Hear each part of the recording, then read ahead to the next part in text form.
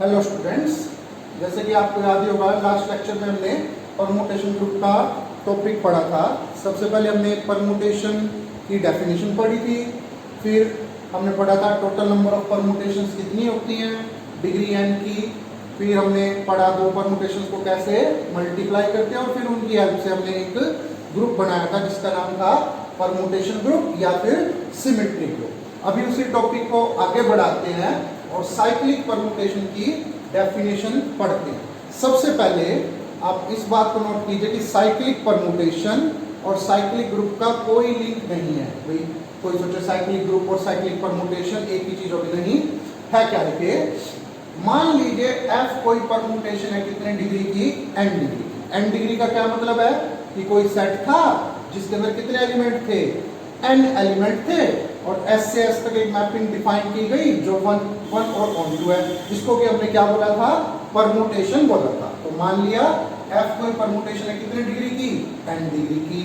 ठीक है, अब क्या करें, आप s सेट के m एलिमेंट्स को अगर इस तरीके से अरेंज कर पाओ, s सेट के m एलिमेंट्स को इस तरीके से अरेंज कर पाओ कि जब आप उन एलिमेंट्स में फर्स्ट एलिमेंट को देखो तो उसकी इमेज कौन हो, सेकंड नंबर वाला एलिमेंट, सेकंड नंबर वाले की इमेज कौन हो, थर्ड नंबर वाला, थर्ड की कौन, फोर्थ, और लास्ट की इमेज कौन हो, जो कि क्या है आपका फर्स्ट है। और जो बाकी बच गए एलिमेंट, क्योंकि कितने अरेंज किए हैं, m, टोटल कितने थे n, और जो बाकी n-m एलिमेंट बच गए उनकी इमेजेस क्या हो, वो खुद हो। उस टाइम पर ऐसी परमुटेशन को हम क्या बोलते हैं, साइक्लिक परमुटेशन बोलते हैं। किसकी, लेंथ m की। हम कहेंगे वो एक साइक्लिक परमुटेशन है, किसकी, लेंथ m। एग्जांपल से समझते हैं, बिल्कुल आसान टॉपिक है। अब देखिए, मान लीजिए ये S कोई सेट है और इसके अंदर 8 एलिमेंट है और मैंने ये एक 8 डिग्री की, 1 डिग्री की क्या लिख दी है, एक परमुटेशन लिख दी है। अब सेट के अंदर कितने एलिमेंट हैं, 8। अब आप चेक कीजिए, मैं इस सेट के कुछ एलिमेंट्स पिक कर सकता हूं, जैसे 3, 5, 7, 8, 4। और आप इस परमुटेशन में देखिए 3 की इमेज कौन है, 3 की इमेज है 5, 5 की इमेज कौन है, 5 की इमेज है 7, 7 की इमेज कौन है, 7 की इमेज है 8, 8 की इमेज कौन है, 8 की इमेज है 4, और अगर आप 4 की इमेज देखते हो तो वो कौन है, 3।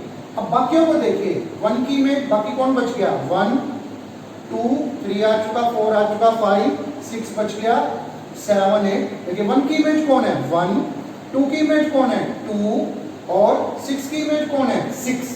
तो क्या बना, 8 सिंबल्स के ऊपर एक परमुटेशन थी जिसके कि 5 एलिमेंट्स को मैं इस तरीके से अरेंज कर पाया कि फर्स्ट की इमेज सेकंड है, सेकंड की इमेज थर्ड है, थर्ड की इमेज फोर्थ है, फोर्थ की इमेज फिफ्थ है, फिफ्थ की इमेज फर्स्ट, और बाकियों की एज इट इज। तो मैं कहूंगा ये एक साइक्लिक परमुटेशन है और इसकी लेंथ मैं बोलूंगा कितनी है, m। वर्ड ध्यान से सुनिए, मैंने क्या यूज करा है, मैं कहूंगा ये एक साइक्लिक परमुटेशन है और इसकी लेंथ m है, और इसको हम इस तरीके से डिनोट करेंगे। अब नोटेशन बदल रहे हैं देखिए, ताकि इतना ना लिखना पड़े, 3, 5, 7, 8, 4। अब इसका मतलब 3 की इमेज 5, 5 की 7, 7 की 8, 8 की 4 और 4 की 3 और बाकियों की एज इट इज। इसको आप ऐसे भी लिख सकते हो, जरूरी नहीं, जब साइक्लिक की वर्ड यूज हो गया तो आप इसका ऐसे लिख सकते हो, 5, 7, 8, 4, 3। देखिए कोई फर्क पड़ा नहीं, साइक्लिक चेंज करते रहिए, जैसे 7, 8, 4, 3, 5। यहां पर भी कोई इमेजेस में कोई फर्क नहीं पड़ा। लेकिन एक बात याद रखिए कि साइकिल एक ही कंप्लीट होना चाहिए। कहने का मतलब, जैसे मान लो मैं इसमें चेंज कर दूं, अब मैं कर दूं 1 की इमेज तो कर दूं 2 और 2 की इमेज कर दूं क्या, 1। अब देखिए 3 की 5 है, 5 की 7 है, 7 की 8 है, 8 की 4 है, 4 की 3 है। एक साइकिल तो ये कंप्लीट हो गया, लेकिन बाकियों की तो एज इट इज नहीं रही ना। अब सिर्फ किसकी एज इट इज रहेगी, 6 की, लेकिन बाकियों की क्या रहनी चाहिए थी, एज इट इज। अब ये क्या है, अब ये साइक्लिक परमुटेशन नहीं रही, इसके अंदर 2 साइकिल हो गया एक्चुअल में। तो साइक्लिक परमुटेशन कब होगी, जब एक ही परमुटेशन के अंदर क्या होना चाहिए, एक ही साइकिल होना चाहिए। तो अगर अब मैं इसको वापस इसके ओरिजिनल पोजीशन में लाऊं तो मैं कहूंगा ये एक साइक्लिक परमुटेशन है जिसकी लेंथ क्या है आपकी 5 है। ठीक है, अब देखिए नेक्स्ट टॉपिक है inverse of a cyclic permutation. आपको एक परमुटेशन का इनवर्स तो निकालना आता ही है कि जैसे मान लो मेरे को परमुटेशन का इनवर्स निकालना हो तो इसको बस उल्ट के लिख दीजिए, फर्स्ट रो सेकंड में सेकंड पर। लेकिन अगर एक साइक्लिक परमुटेशन है तो उसका इनवर्स कैसे निकालेंगे? जैसे मैंने ये एग्जांपल एज इट इज छोड़ा हुआ है, तो अगर मेरे को इस f का इनवर्स निकालना हो तो कुछ नहीं है, बस इसको बदल के लिख दीजिए 4 8 7 5 और 3। तो क्या हो गया देखो, 4 की इमेज यहाँ पर अब कौन होगी? पहले 8 की इमेज 4 की, अब 4 की इमेज 8 होगी। पहले 7 की इमेज 8 की, अब 8 की इमेज 7 होगी। तो पहले 5 की इमेज 7 थी, अब 7 की इमेज 8। उल्ट के लिखना। अब अगर मान लो इसको खोल के लिखना हो, जैसे इस फॉर्म में एक्सपेंड करना हो, तो पहले हमें पता होगा कि कितने सिंबल्स के ऊपर है, 8 सिंबल्स के ऊपर। वो आपको बताएगा जरूर कि कितने सिंबल्स पे है, 8। अब देखो कैसे, 4 की इमेज 8, 8 की इमेज 7, 7 की इमेज 5, 5 की इमेज 3, 3 की इमेज 4 और बाकियों की एज इट इज। तो इसको बदल के देख लीजिए, यूं का यूं आएगा। तो ये क्या है, आप चाहे तो सिंपल तरीके से निकाल लो। मान लो आपको किसी परमुटेशन, साइक्लिक परमुटेशन का इनवर्स निकालना है, तो पहले साइक्लिक को फुल लिख लो, फिर इनवर्स निकाल लो। या उसका शॉर्टकट क्या है, जस्ट बदल के लिख दीजिए कि 3 5 7 8 4 है, तो उलट के लिख दीजिए 4 8 7 5 3। तो इस तरीके से हम क्या कर सकते हैं, किसी भी साइक्लिक परमुटेशन का क्या निकाल सकते हैं, इनवर्स निकाल सकते हैं। अब देखिए अपने एग्जांपल के ऊपर आते हैं, जो हम पढ़ रहे हैं P3 परमुटेशन ग्रुप पढ़ रहे हैं ना, P3। ये मैंने आपको कल बताए थे, F1 F2 F3 F4 F5 F6। अगर एक तो नाम इधर उधर हो गए तो आप चेक कर लेना। अब अगर इनको देखते हैं क्या कि इनमें से कौन कौन साइक्लिक परमुटेशन है। साइक्लिक यहाँ देखिए, 1 की इमेज 1, 2 की इमेज 2, 3 की इमेज 3। तो मैं इसको यूं भी लिख सकता हूँ, अकेला 1 या अकेला 2 या फिर अकेला 3। क्यों? ये 1 लेंथ का साइकिल है कि मैं एक एलिमेंट को अरेंज कर पा रहा हूँ कि 1 की इमेज ये 1 है और बाकियों की एज इट इज है। तो मैं कहूँगा ये एक साइक्लिक परमुटेशन है, लेकिन इसकी लेंथ कितनी है, 1। आप चाहे 1 लिख लीजिए, चाहे 2 लिख लीजिए, चाहे 3 लिख लीजिए। ठीक है, इसको देखिए 1 2 3 की इमेज है 2 1 3। आप देखो ध्यान से कैसे अरेंज कर सकते हो, 1 2, 1 की इमेज 2, 2 की इमेज 1, बाकियों की एज इट इज। तो ये एक साइक्लिक परमुटेशन है जिसकी लेंथ कितनी है, 2 है। इसको देखिए, इसको आप लिख सकते हो 1 3, 1 की इमेज 3, 3 की इमेज 1, बाकियों की एज इट इज। इसको क्या लिख सकते हैं, इसको लिख सकते हैं 2 3, 2 3। इसको क्या लिख सकते हैं, इसको लिखो 1 2 3 की 1 की इमेज 2, 2 की सॉरी गलत है, क्या आएगा 1 2 3 1 आना है यहाँ पे, 2 3 1, 1 की इमेज 2, 2 की इमेज 3, 3 की इमेज 1। और ये क्या है, ये है 1 3 2, 1 की इमेज 3, 3 की इमेज 2, 2 की इमेज 1।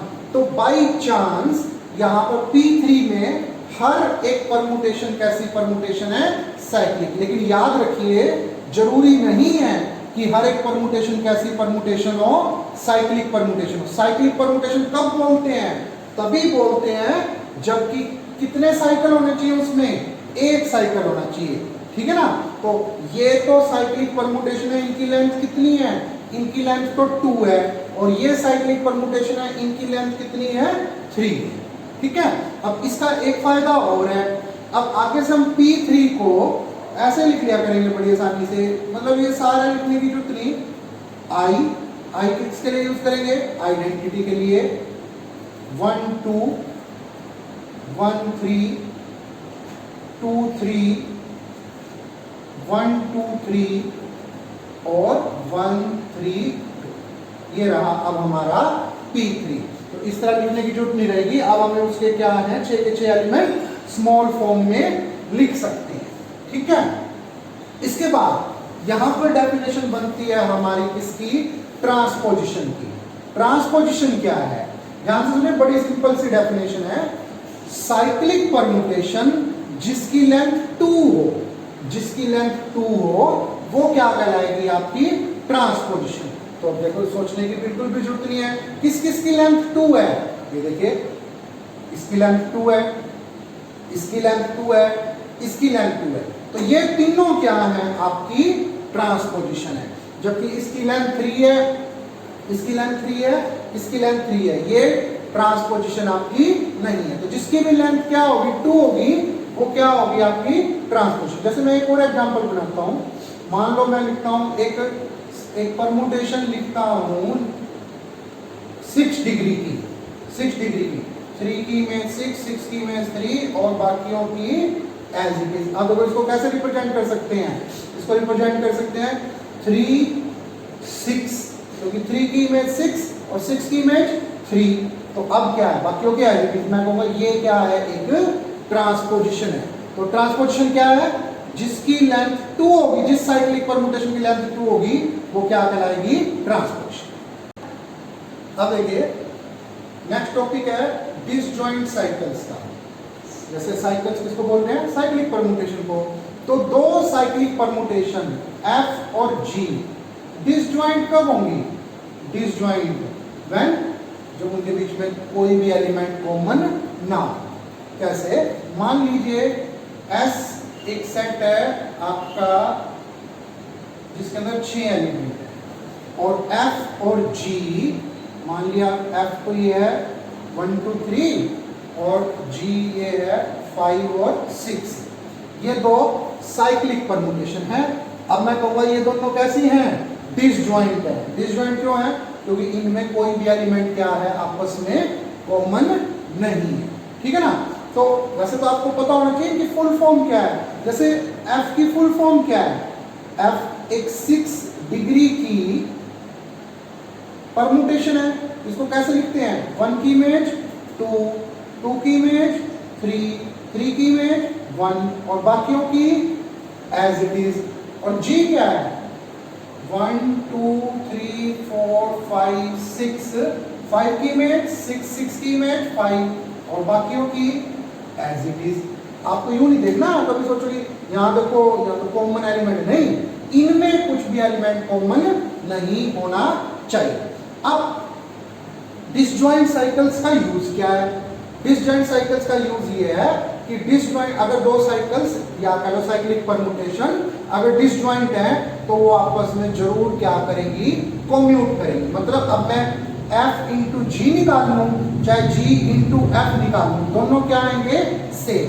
जैसे देखिए F G निकालते हैं, F G 1 2 3 4 5 6, ठीक है, F G पहले कौन ऑपरेट होगा, G। G के अंडर 1 की इमेज 1, 1 की इमेज 1, देखो यहां 1 है नहीं, इसने 1 को यूं का यूं छोड़ दिया, 1 की इमेज 1, अब 1 की इमेज यहां 2, G के अंडर 2 की इमेज यहां 2 है नहीं, तो इसने यूं का यूं छोड़ दिया, 2 की इमेज 2 और यहां 2 की इमेज 3, 3 की इमेज 3, यहां 3 की इमेज 1, 4 की इमेज 4, 4 की इमेज 4। अब देखो 5 की इमेज, इसने 5 को चेंज किया इसमें 6 में, लेकिन यहां पर 5 है नहीं, तो इसने 6 को एज इट इज छोड़ दिया। 5 की इमेज, यहाँ 5 की इमेज 6 आई थी तो यहाँ 6 की इमेज 6। अब यहाँ देखो 6 है, इसने चेंज किया 6 को 5 में, लेकिन क्या यहाँ 5 है नहीं, ये 5 को यूं का यूं छोड़ देगा, ठीक है। तो अगर देखा जाए तो F किसके ऊपर ऑपरेट हुआ है, सिर्फ देखें तो 1 2 3 पर, और इसने 1 2 3 को एज इट इज छोड़ दिया। और G किसके ऊपर ऑपरेट हुआ है, सिर्फ 5 6 पर, बाकियों को। अब देखो GF निकालते हैं, GF 1 2 3 4 5 6। अब पहले कौन ऑपरेट होगा, अब पहले ऑपरेट होगा F।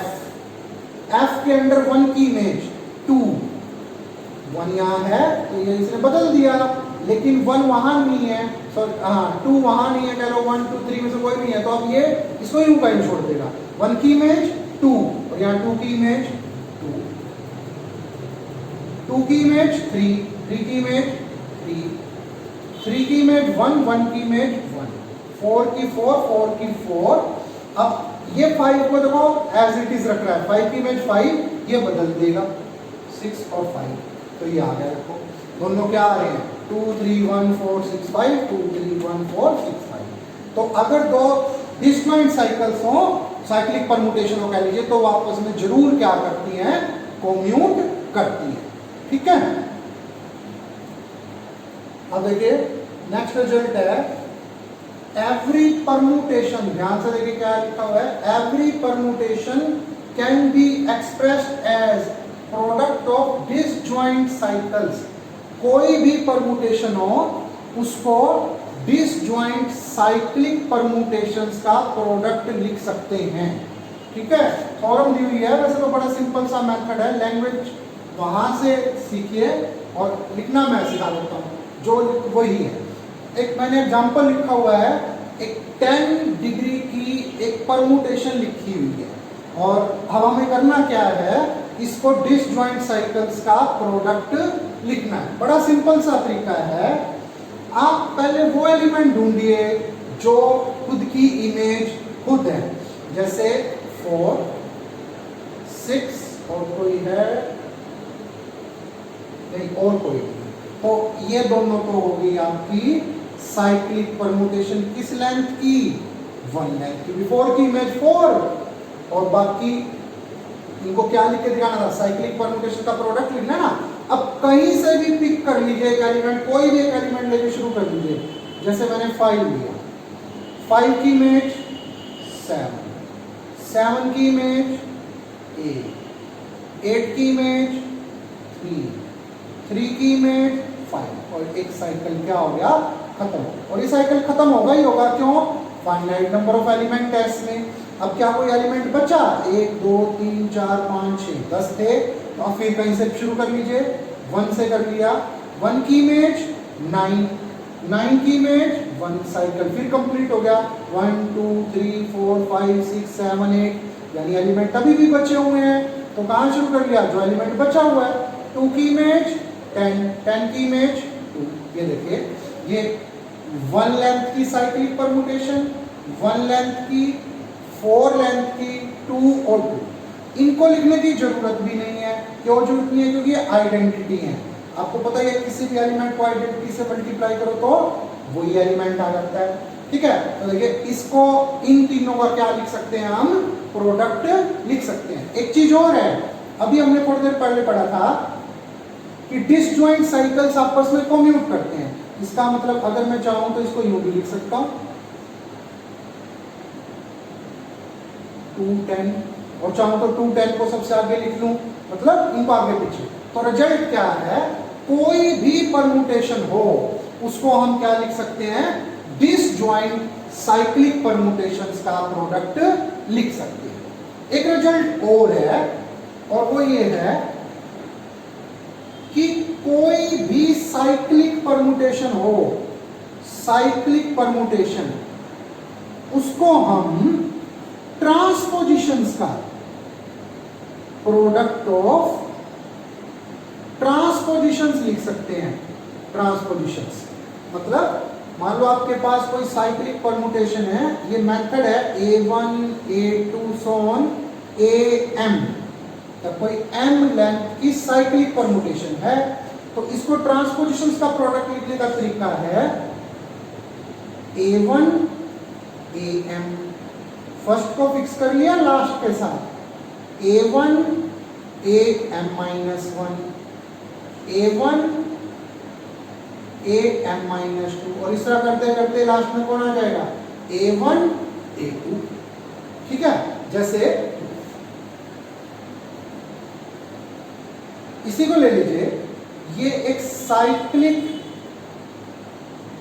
परमुटेशन है, और अगर आपको इसको ट्रांसपोजिशंस का प्रोडक्ट लिखना है तो कैसे लिखोगे, 5 को कर लीजिए फिक्स, 5 3 5 8 और 5 7। ठीक है, कोई भी हो जिसकी लेंथ 2 से ज्यादा होगी उसी को हम क्या कर पाएंगे, ट्रांसपोजिशंस का प्रोडक्ट लिख पाएंगे। अच्छा, उसके बाद अब आप इन दोनों रिजल्ट्स को देखो, कंबाइन करके देखो क्या बनता है। हर एक परमुटेशन को तो क्या लिख सकते हैं, डिसजॉइंट साइक्लिक परमुटेशंस का प्रोडक्ट। हर एक साइक्लिक परमुटेशन को कैसे लिख सकते हैं, ट्रांसपोजिशंस का प्रोडक्ट। मतलब परमुटेशन को तो लिख लो डिसजॉइंट साइकिल्स के रूप में, और फिर डिसजॉइंट साइकिल्स को किस में बदल लो, ट्रांसपोजिशंस में। इसका मतलब तो ये हुआ कि कोई भी परमुटेशन हो उसको हम क्या कर सकते हैं, प्रोडक्ट ऑफ ट्रांसपोजिशंस लिख सकते हैं, ठीक है ना। जैसे ये एक हम डिस्कस कर रहे थे, ये हमारी एक परमुटेशन थी जिसको हमने किसकी फॉर्म में लिखा था, हमने लिखा था इसको ट्रांस। या फिर एक और एग्जांपल डिस्कस करते हैं। एक एग्जांपल देखिए, ये एक परमुटेशन दी हुई है 8 सिंबल्स के ऊपर, और इसको ट्रांसपोजिशंस का प्रोडक्ट लिख के दिखाते हैं। बड़ा सिंपल सा तरीका है। पहले लिखते हैं साइक्लिक परमुटेशंस का प्रोडक्ट। साइक्लिक का कैसे लिखते थे, पहले ये देखिए किसी की इमेज सेम टू सेम है, हाँ फाइन। लिखना हो तो लिखिए, नहीं तो इसको छोड़ सकते हैं क्योंकि आइडेंटिटी। अब कहीं से भी शुरू कर लीजिए। 1 की इमेज 4, 4 की इमेज 7, 7 की इमेज 6, 6 की इमेज 2, और 2 की इमेज 1। 1 2 3 4 5 6, यानी कि टोटल एलिमेंट 8 के बचे हुए हैं। इसका मतलब तो कौन बच गया, 3। 3 की इमेज 8 और 8 की इमेज 3। तो ये हमने क्या कर लिया, इसको हटा देते हैं क्योंकि आइडेंटिटी है। अब हमने F को परमुटेशंस का प्रोडक्ट लिख लिया, और अब ट्रांसपोजिशन में बनाते हैं। क्या तरीका था, इसको तो बनाने की जरूरत ही नहीं है, तो 2 लेंथ है। 1 2 1 6 1 7 और 1 4, और ये आपका 3। तो इस परमुटेशन को 1 2 3 4 5 ट्रांसपोजिशंस का प्रोडक्ट हम लिख पाए, और इससे बनेगी हमारी इवन और ऑड परमुटेशन की डेफिनेशन जो हम कल डिस्कस करते हैं।